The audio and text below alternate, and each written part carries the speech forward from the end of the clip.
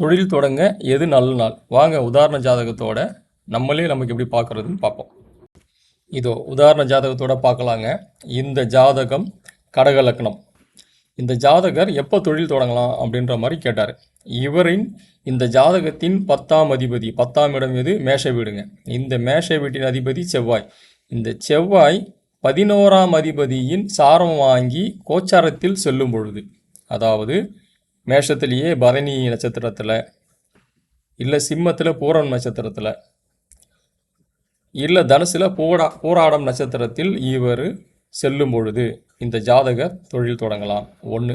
இன்னும் அமோகமான வாய்ப்பு எது அப்படின்னாக்கா, இந்த 10ஆம் அதிபதி 11ஆம் வீட்டில் செல்லும் பொழுது, கோச்சாரத்தில் செல்லும் பொழுதுமே அன்னைக்கான தாராபலன் எல்லாம் பார்த்து இவருக்கு நம்ம டைம் கொடுத்துருக்கோம். நன்றி, வணக்கம்.